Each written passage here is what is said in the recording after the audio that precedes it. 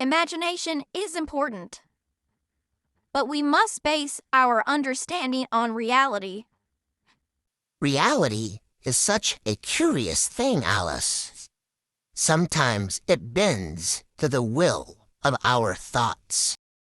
Chapter 6: A Philosophy of Science. Modern-day science assumes many things. This can be a problem when approaching anything from a zero-sum right versus wrong perspective, which would be something science is very much opposed to. We are so dead set on proving how right we are that we lose sight of what we are fighting for. Our pursuit of being right comes to be based on concepts that we believe to be true. Only in a relative world can there be absolute concepts. But we did not start out this way. We learned to do it this way. Like all learning, our process of arriving at an absolute concept is slow and mostly unperceivable. It's kind of funny how fast being turns to doing, turns to trying, and ends in fighting. We in the applied sciences world who use the principles and methods of science believe in the assumptions of science, and we take these assumptions for granted. In other words, the methods we profess to be scientific are based on foundational philosophical assumptions. In other words, we will make an ass out of you and me by pretending science is the capital T truth. Here are some of the assumptions we take for granted as professors of science. Shout out to the animal for helping me with these assumptions. Determinism. Science holds the notion that the universe is lawful and therefore predictable, and this can be understood solely by observing the physical world around us. As we like to say, we still use Newtonian physics to launch rockets into space. How are humans able to do this? Put simply, there is one universe. It is physical. It can be observed. Its laws can be understood and followed. Look at Newton.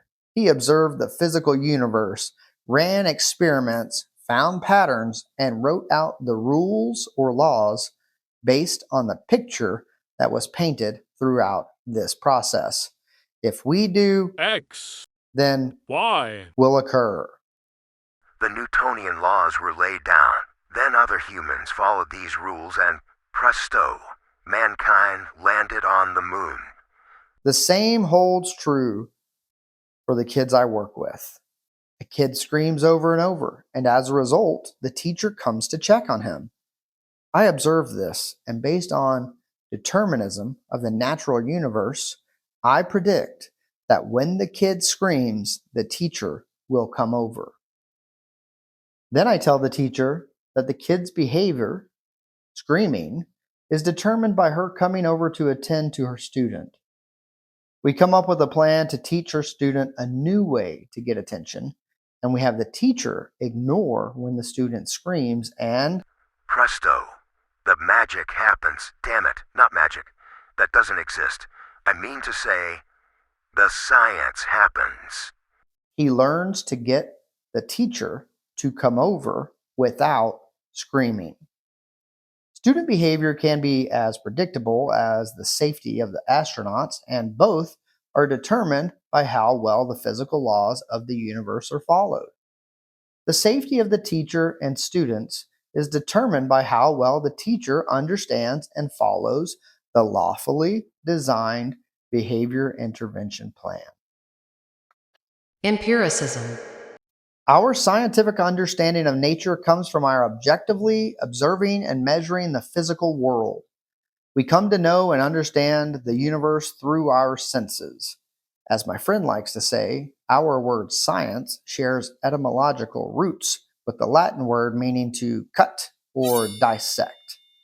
Separating the world into parts or splitting things into smaller pieces is fundamental to the scientific process. This is how the great literary empiricist Sherlock Holmes Induction, my dear Watson. approaches knowledge. One of the main reasons I wrote this book is to set the record straight so that we can be right once and for all. Sherlock's primary mode of investigation is inductive reasoning. The famous saying, "Deduction, my dear Watson," is likely a misunderstanding of terms, although Holmes does use both forms of reason. It is his inductive logic, or allowing the evidence to lead him to solve the crimes, that he is famous for. This makes his detective skills a cut above the rest.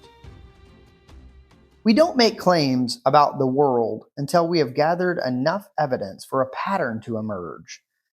Patterns are seen through observing the parts and through systematically testing how the parts relate to one another.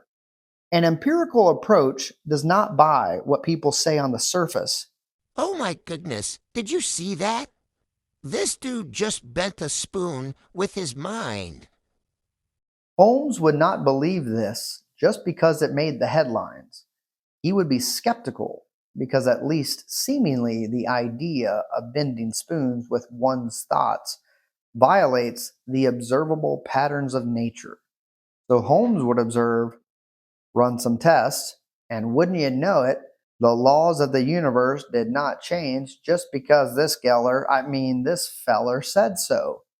Holmes discovered that this spoon bender was distracting everyone while he switched the metal spoon with a spoon made out of some easily bendable substance. How did Holmes come to this knowledge? Empiricism, objective observation and measurement. Parsimony.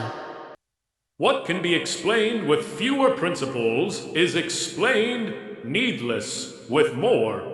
William of Ockham. William was famous for his principle of shaving, which states something to the effect of, "Why use three blades when one cuts perfectly well?" and single-bladed razors are cheaper. The single idea finally severed the world of nature that we can touch from the ineffable world of God, which is seemingly unobservable through our senses. Like determinism and empiricism, parsimony starts from a paradigm that the world is fundamental. The simplest explanation is probably right when it agrees with the view of science that takes the world to be one material universe. If we can continue to dissect, to cut, we will eventually get to the bottom of things. Again, though we take this assumption for granted, because, and modern scientists will tell you, we have never gotten to the bottom. And it's looking more and more likely that there is no bottom. Skepticism. The rules or laws we discover about the physical universe are tentative, meaning we know they won't hold up forever. Great idea, Einstein. We would say this sarcastically as kids to a friend who suggested something that sounded like a good idea but ended up being wrong. For example, say my friends and I got lost in the woods and it was getting dark. Our friend Timmy suggested we head that way, over there, because he remembered a specific tree that he saw on our way into the woods. However, after hiking for 10 minutes, we all arrived back at the same place in the woods where we were when Timmy made this suggestion. Billy looks at Tim and says, "Great idea, Einstein." The funny thing about this phrase is, it's meant to say, I know you're trying to be smart, but unlike Albert Einstein, who was smart, you are actually pretty dumb. I think this phrase, "great idea, Einstein," says more about how we treat people who bring forth a new idea or a novel approach that contradicts the current cultural view on the world of things.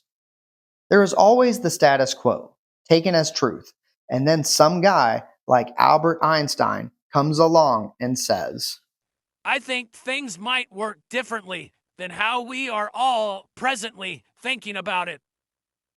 then his peers and teachers say sarcastically, Great idea, Einstein. because he must be wrong. Who does he think he is, disagreeing with all of us?